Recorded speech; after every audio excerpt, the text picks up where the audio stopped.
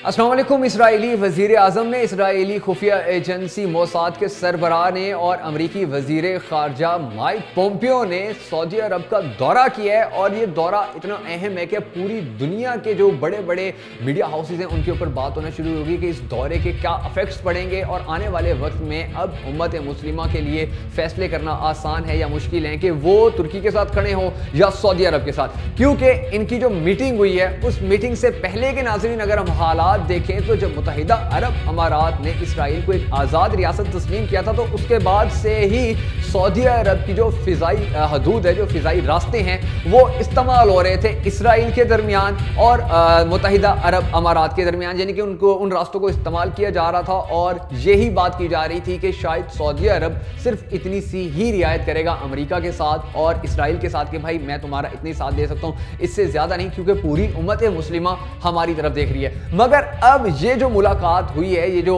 बातचीत हुई है 5 घंटे की, इसमें जो सबसे भयानक बात है, जो सबसे अहम चीज़ है वो ये है कि इस दौरे को बड़ा खुफिया रखा गया था और उनके जो ऑफिशियली वेबसाइट्स वगैरह हैं उनके ऊपर कहीं नहीं बताया गया था कि ये दौरा कर रहे हैं या इस दौरे के दौरान क्या बात हो रही है या इस दौरे के बाद क्या बात हुई या वो जो 5 घंटे की अहम मीटिंग थी उसमें कौन कौन से फैसले लिए गए। इस हवाले से कोई चीज़ अभी मंजर आम पर ही नहीं लाई गई है, यानी कि पूरी दुनिया के जो मुसलमान हैं, क्योंकि उनकी नज़र ही इतने कशीदा, पूरी दुनिया के जो कशीदा हालात हैं उनकी जो नज़र है वो सबसे ज़्यादा तुर्की पे है और सऊदी अरब के ऊपर है। तो अब भी जब ये खबर बाहर निकली है कि उन्होंने दौरा किया है तो पूरी दुनिया के मुसलमान देख रहे हैं कि इस दौरे में क्या कुछ हुआ है, इस दौरे में कौन से फैसले हुए हैं, जो सऊदी अरब है वो आने वाले वक्त में क्या करने जा रहा है। मगर चूंकि ऑफिशियली कोई चीज़ सामने नहीं लाई जा रही है तो इससे ये अब जाहिर होना शुरू हो गया है कि अब या तो जो मोहम्मद बिन सलमान है वो इसराइल के हवाले से कोई बड़ा फैसला ले रहे हैं या उन्होंने जो वहाँ के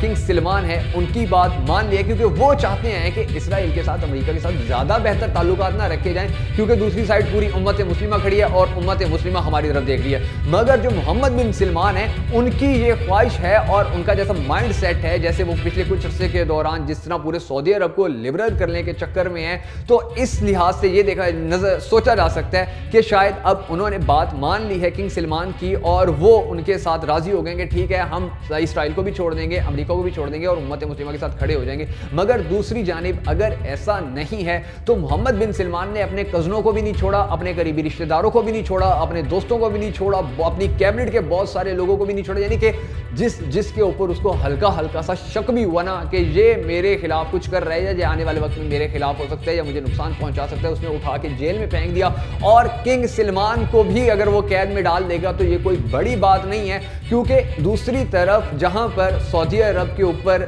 पूरी उम्मत मुस्लिमा की नज़रें हैं, वहीं पर दुनिया की जो सबसे बड़ी शैतानी ताकतें हैं यानी कि अमेरिका और मोसाद और इसराइल, ये तीनों ये दोनों भी अब इसी तरह सऊदी अरब के ऊपर नज़रें जमाए हुए हैं, क्योंकि सऊदी अरब ने फैसला करना है कि वो उम्मत मुस्लिमा के साथ खड़ा हो रहा है या वो इनके साथ जा रहा है। और इस फैसले के बाद ही पूरी दुनिया का जो एक निज़ाम है, इसी फैसले के बाद ही पूरी दुनिया के जो हालात हैं वो यकदम तब्दील हो जाएंगे।